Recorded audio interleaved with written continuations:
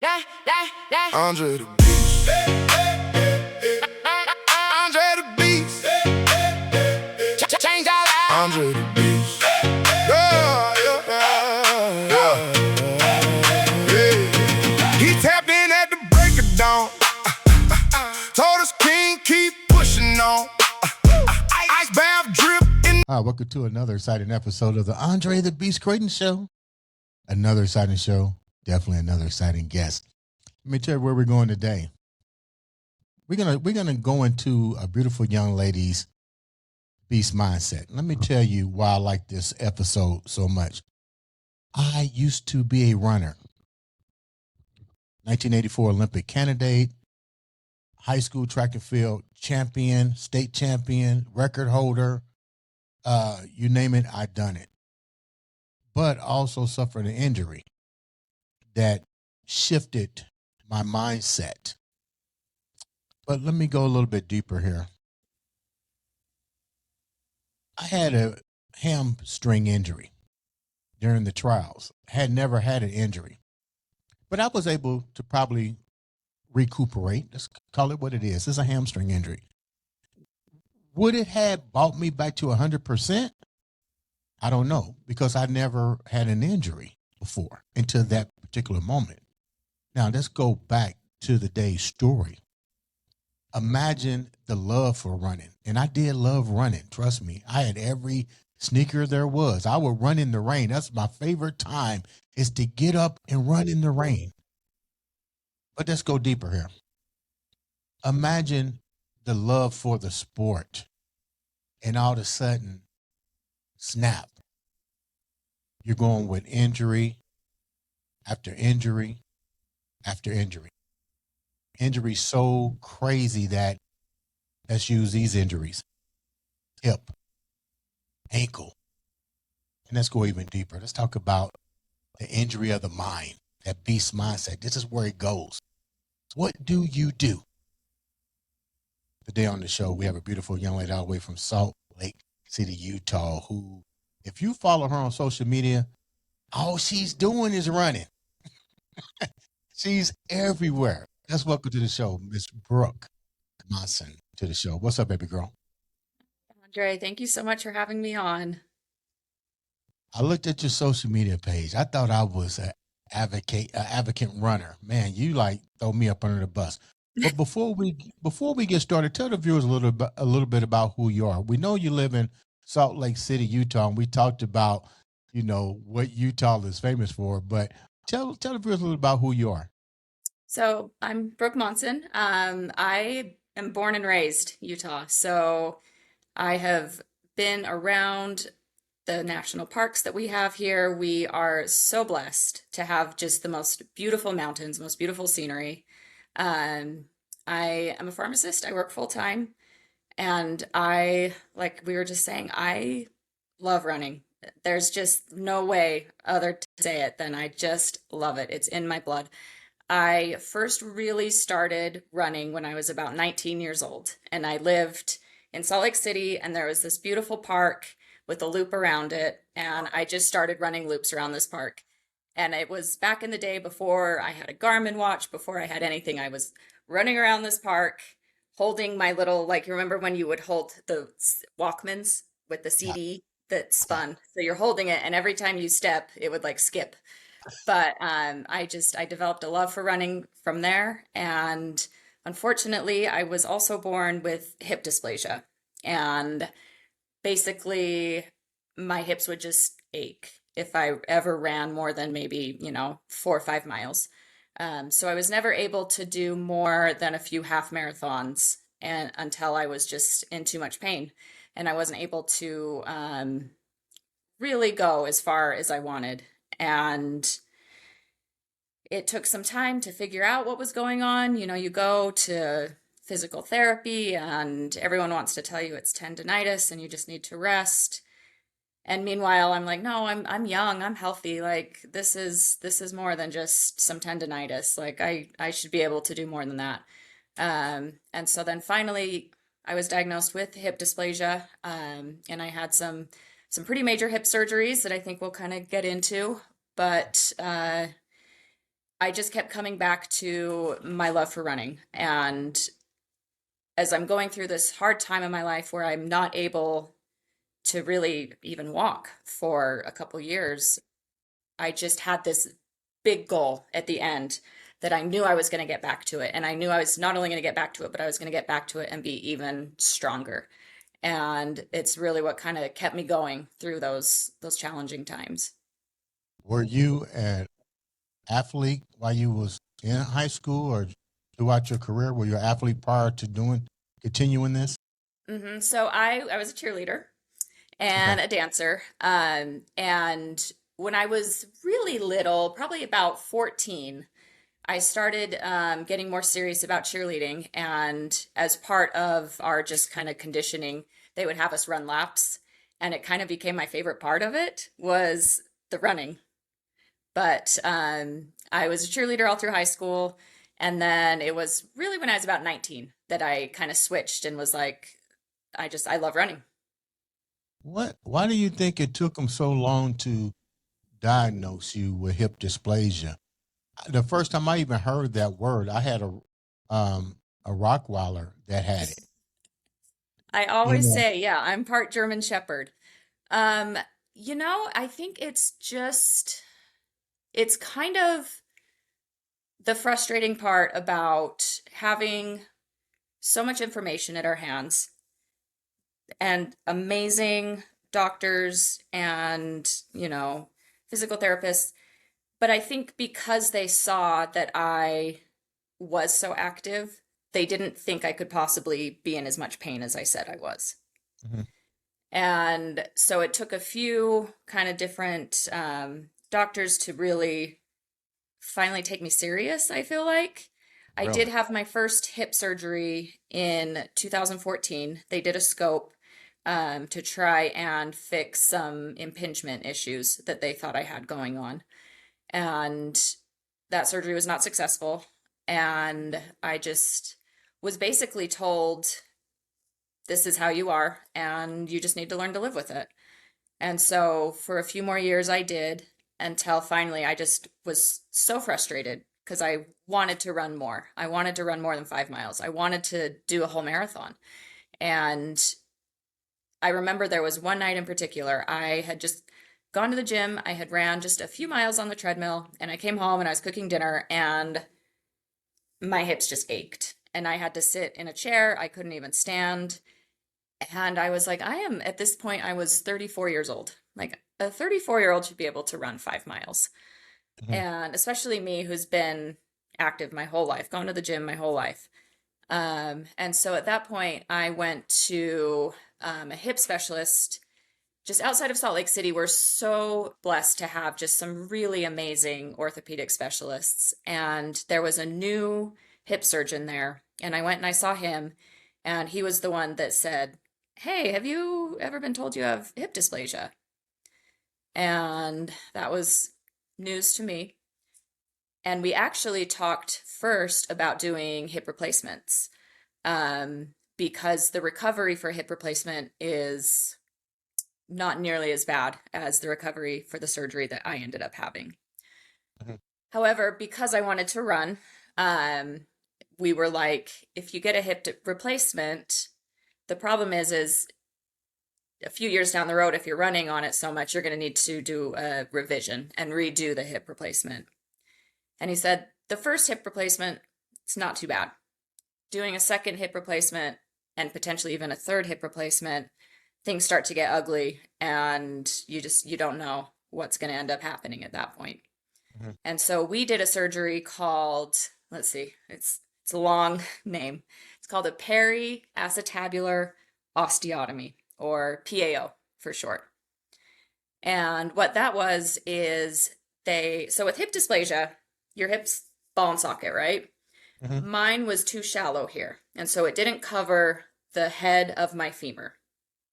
And Okay. so what this surgery was they cut around the acetabulum, the socket part of your hip, and then they rotate it. And then they put 4-inch screws into your hip to hold it back in place. And because they had to cut your hip apart so much, you have to wait for that bone to grow back again. And so for about 4 to 6 months, you are not able to walk normally. I was in a wheelchair, then I was in a walker, progressed to crutches, and then finally was able to start walking again. And then after a year, I needed to have that same surgery done on my other hip. And so then we went back to square one, back to being in wheelchair, to walker, to crutches. And so it was about 2 years total of surgery, recovery, surgery, recovery. I had a couple complications along the way. I had to have my my incision that they did. It's a really big incision. It's about this big from your hip down. Mine got really just, it wasn't healing properly, so they had to go in and cut that off and redo that up. So over 2 years, I had a total of, I believe, 5 surgeries. The 2 PAOs, the revision, and then I had to have my ankle reconstructed as well. I had some torn ligaments, and they called it an os trigonum, and it was causing some more impingement in my ankle. And so over the course of 3 years, I had 5 surgeries. And then I had finally, after that, I did get the screws that were in my hip removed. And that was kind of like a big celebration, end of an era. Getting those screws out was really great. I have them just in my office drawer. I've got 8 4-inch screws that were what were holding me together for a while. How was this affecting your mental health, and how was this affecting your husband and your son? So my husband is an absolute saint. He was there for me physically, mentally, emotionally. After the surgery, I was in the hospital for 5 days after each surgery. And so, my husband had to keep the house going. He had to take care of our son, our animals. In the meantime, he's still working full time. It was a big challenge, but he is just as strong, I think, as I am, and we were able to really work through it together. Um, but as anyone who's been a caretaker knows, there's some real challenges with being a caretaker, and mental health, especially for both of us, it was hard. It was definitely hard. Um, What was your as mental someone health who's like? used to being, yeah, as someone who's used to being so active, Yeah. to then suddenly have to spend 2 years sitting was What was your really, what was your mental health like? Because now, you've been used to doing a lot of things, but let's get real. This is a two-part question. Let's go back to the first question first. You had already had surgery before even being diagnosed with hmm hip dysplasia. So my hmm question here is, when they told you what you have and now you're fully recovered, do you go back and say to the doctor, what the hell were you doing? You know, the surgeon that ultimately changed my life for the better, he very politely stated that that first surgeon I saw probably wasn't the best. Um, and even to this day, when I think about that and I think about kind of the years I lost, Yeah, because if this had been diagnosed, 10 years ago, I could have been running ultra marathons 10 years ago. right. Um, so my mental health during that time, it was a low time. I'm not gonna lie. It was really hard. I'm kind of an anxious person. I'm a very high performer, high expectations, and to not be able to do anything on my own. I couldn't, take care of my basic day-to-day functions. I needed help for everything. I needed my meals cooked for me and brought to me, and to be so helpless and so vulnerable was just something that it was harder than the physical part of it, honestly, because you lose your independence. and you lose almost a sense of your self-identity during this time because all you are is this patient that needs help from everyone.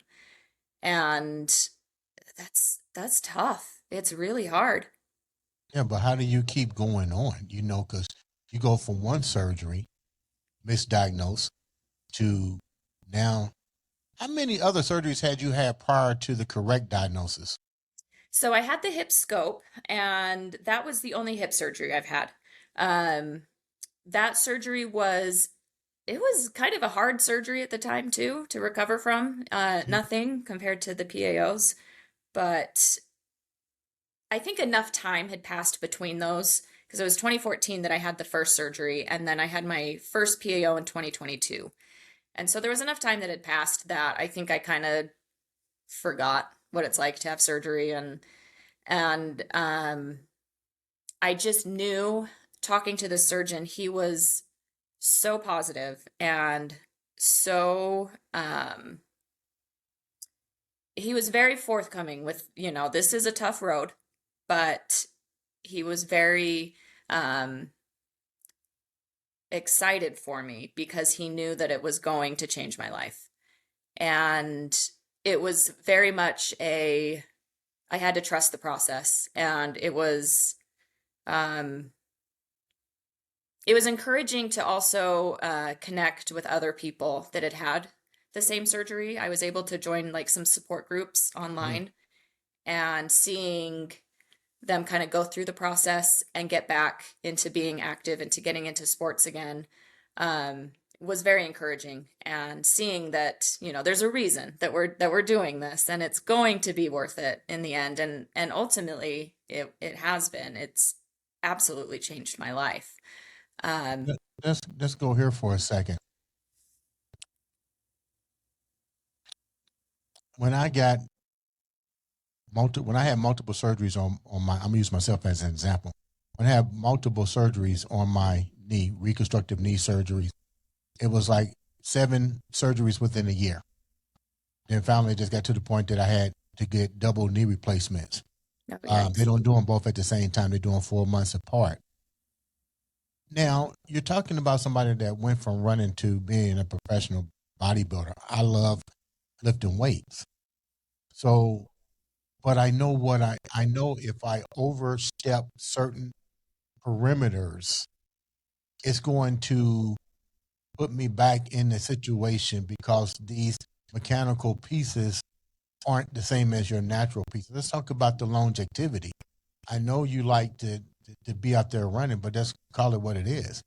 You know, you may minimize the workload or put more workload on something that may not really be designed to handle the beast mindset or that endurance that you want to put it through, which may put you back in there. And let's talk about even more serious.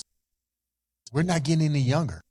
Most people who fall and break their hips, there is no recovery from that moment on. Now, did your doctor talk to you about that? Was that something that you and your husband talked about and say, not saying you can't run, but he was like, hey, check this out. We got to be realistic on what we can do and preserve the longevity of this because you've been under this thing 7 times. What's your take on that? So this is an interesting point because it's very much of the topic that we discussed heavily. With doing the PAOs, I was older for this surgery. They do these usually on, more 18, 20-year-olds because they bounce back from this surgery much quicker. Right. And so, but the reason we did this was because since they didn't replace anything, I still have my natural hip. He said that I'm able to just do as much as I want with it, which is partly why this surgery is so incredible and was worth, the 2 years of hell that I went through. But to get on this other side and have my hips means that I can do as much as I want. Had I done the hip replacement, I would have been much more limited. And they've even come a long way with hip replacements these days. but I would have been limited. I would not have been able to run 70 miles a week had I had a hip replacement. Does my surgeon know I'm running 70 miles a week? No, he doesn't. Look, Brooke, no, we don't always tell everything we do. So let's But go here. Let's go here sorry, for go a ahead. second. Let's go here for a second. We talked about the other doctor asked the simple question: had they checked out the hip dysplasia?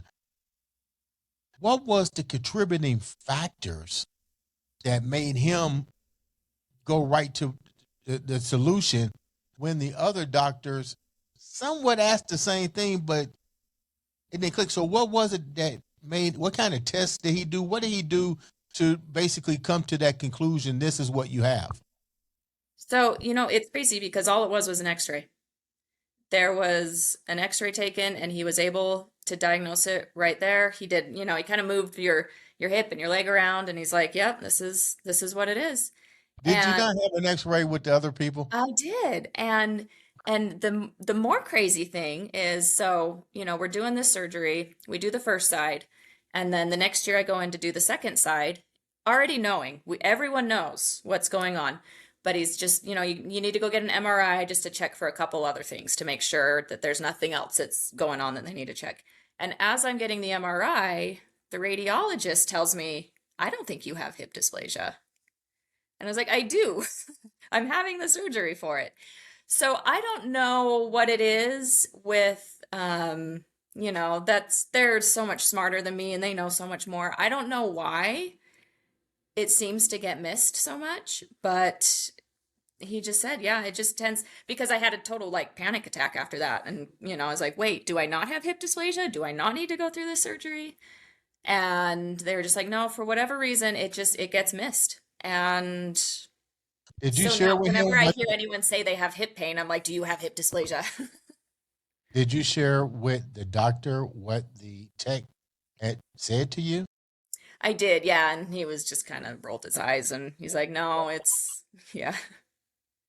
So let's go with this ankle. Did the ankle require surgery because of so much of the impact of the weakness of the upper torso was putting this effect on the lower extremities of your ankle? That's an interesting point. I'm not sure. It happened. I had healed from the hip surgeries and I was getting back into running, kind of ramping up mileage, and it just one of my ligaments tore. And but I didn't have like, a lot of the times if you like tear your ACL or something, it's kind of like a pop and it swells and right away. And this was more just like some instability in my ankle. Like I would just kind of be standing there and my ankle would just roll like out of nowhere. And it wasn't anything like incredibly painful. It was just more that I was so unstable that I couldn't, it started affecting running and even like just working and being on my feet. I would just be like tripping all the time. And so I went to another surgeon there and yeah, he's just like, "Oh yeah, your ankle's totally unstable." And then that's when they found it's kind of like a thing in the back of your heel that just caused more impingement. And so it was causing pain. And so they fixed both of those. Um, and surprisingly, that surgery was pretty rough. Getting the ankle reconstructed and that ligament repaired was a little bit harder than anticipated. Do you think he was putting more pressure on that to stabilize you to begin with? Because if your hips are sore, I mean, if your hips aren't capable of supporting and you wind up with hip dysplasia, imagine how much of the impact was really being absorbed by your ankles. Mhm. And like your whole gait, and especially with running, it becomes so apparent. You get one little injury anywhere, and if you're running on it and you start, to overcompensate or, you move a Right. little bit different, then it can impact your knee, it can impact your Achilles, it can impact so many things. And so yeah, it could have absolutely been a contributing factor. They didn't say necessarily that it was, but I don't see why it's not. Your hips are sore. I might have been running a little bit different or just kind of like getting back into that running. Maybe I ramped up too quickly and it wasn't strong enough. and I wasn't doing a proper heel strike or foot strike, or you never know, but everything is just it's all so connected. So what do you have to do now? You, naturally, um, with any um, surgery, just like myself, I have to get back in the gym. It's almost a full year now. So now I have to rethink about my training. You know, how much impact can I put on these knees? And I got to be honest, I'm afraid to run. I try to run a little bit, and it's funny because doctors never give you a full answer. And I'll Hmm. be, I'm like, hey, can I run? And he goes, well, and that way that they don't know how to really answer that. So now you have to do what I call you have to take accountability of your own recovery process at this point. You can only do so much PT, but now as an athlete, which you're not like an average PT person. You got to be out there in action. So what have you done now to keep that mindset, that beast mindset going to continue to run? But what I'm saying, you're talking about running 5Ks. I used to run those. They're not easy. You're talking about trying to run a marathon. Are you really? You may be ready here mentally, but let's get real. Can the ligaments, can the joints, can the hip, can the ankles, can they really handle this? And the question here is, what did you have to do different to really prepare you for this new upcoming venture that you can really get into? So I've done a few things because it's definitely something that's always on the forefront of my mind. Recovery is I guard and I prioritize my recovery. Um, when I again once I kind of started ramping up my mileage, I went and I got my running gait analyzed, where they do like the all the sensors all over you, and you run on the treadmill, and they're able to just analyze everything, so many things. It's almost information overload, but they were able to kind of give me a few tips and tricks, just simple little changes to make to try to optimize and be the most efficient you can at running. That was super helpful for me. Also, Like, what was some of the things they did? Was it more like changing your footwear? Because to me, you would need something that's really going to give you comfortability, absorption, and minimize that shock. So, what was the one thing that they modified? mhm. So I was kind of a bouncy runner. I was going up and down too much, and that's putting more pressure, so it Mhm. was making me land harder basically on my feet. And so I focus more on shortening my Stride. stride and my cadence, basically trying to increase my cadence. And because to me, when I was first running, it's not like, when you pick up a sport or dance or something where you have like a coach guiding you. I just threw on shoes and started running. I didn't know what Right. I was doing. Right. And so at first I was like, oh, I want to run faster. That just means I need to make my stride bigger.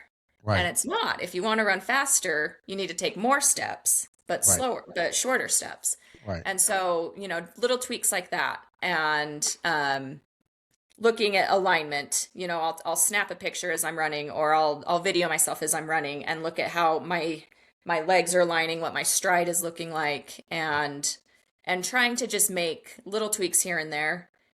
It's too difficult if you get told, you need to fix these 12 different things. Then Right. you'll be like, I forgot how to run. I don't know how to do anything. But if they're like, Right. focus on this one thing, then you can start working on that. And you do feel like you're a more efficient runner. Yeah. The other big thing that I did is I don't worry about going fast. I keep telling everyone I am built for comfort, not speed. I am never going to win a race, but I can go for a long time. And I can, because I don't, redline it, because of that, even after so I ran 40 miles for my 40th birthday. And the next Wow. day, because I hold back. I am party pace, it's not super fast, but I don't quit. But because of that, I don't destroy my joints. And so even the day after I ran 40 miles, I woke up, I felt great, and I went for a 5 mile run. So knowing my limits, knowing that I am good for distance, I am not good for speed. Right. And it sounds silly, but to kind of like actually like accept that, like, okay, I am never going to run a 6 minute mile. I wish I could, but I just can't. However, I can run 30 miles. So I feel good about that, and I'm proud of what I can do rather than Right. focusing on the things I can't do. If you're running a 6 minute mile, I'm gonna have to start training you because you should be able to do a mile a lot quicker than 6 minutes. So you're really coasting. Let me go here with that. And I used to be a track and field coach, so I understand sometimes it's just those little bitty things. And a lot of runners do run with what I call the bounce instead of Hmm. understanding how to really run. And now that you learn how to run, I'm pretty sure you feel a heck of a lot better when you're executing any type of event, whether it be a mile, 2 mile, or a 4K, because it's just like you just shift gears from that, what I call the bunny rabbit, to an actual glide. Hmm. It was actually like the biggest change. It sounds so silly, but that was probably the biggest change. And then also, um, the potato chip method. They tell you to pretend that there's potato chips in your fingers so you're not like clenching your fists while you're running. And I Yeah. think about that a lot. So I try to keep my hands loose. Um, and it really is so wild to me because I signed up for my first marathon a little bit over a year ago, my first full marathon. And since then, I just feel like I've been unstoppable. I've ran 12 either marathon or ultra marathon distances Right. since September. So in less than a year, I've ran 12, anywhere from 26.2 to 40 miles. All my other runs mixed in there as well. But I'm feeling so good. And again, I just turned 40 and I'm having a bit of an existential crisis about it. But at the same time, I've never felt Wait a better. minute. Hold down. Hold down. You're having a what crisis? Because you're 40? Yeah, I'm 40. Yes, it was a tough one. I know it's not anything, but it was a tough one for me. Okay. Okay. Okay. That's cool. You know, we have one of the biggest marathon events here in Indianapolis, Indiana, the mini marathon. Everybody comes to that one. Okay, I'm gonna have to put it Everybody. on my bucket list. Yeah, everybody comes to that. Well, it's over now because we just had Indianapolis 500. Um, but let me go here with you. Your family seen you go through a lot in the last couple years to get where you're at. You want to run a marathon, and that's usually flat land. But I see a lot of your posts. You're running almost nature type trails, and I got to thinking that's really putting yourself in harm's way because you're dealing with what I call off terrain marathon type running, then as opposed to a flat surface and hills. How do you approach those two and try to keep yourself more? Because to me, you'd be more cautious with the off terrain type running. Which one do you prefer best? So I am a recent convert to the trail running. I'm very much a hybrid. I love the road running. I love doing a road marathon. But the trail running, and I'm kind of veering into this ultra marathon world. I've done a few 50Ks. I've gone to Moab and done the 50Ks there.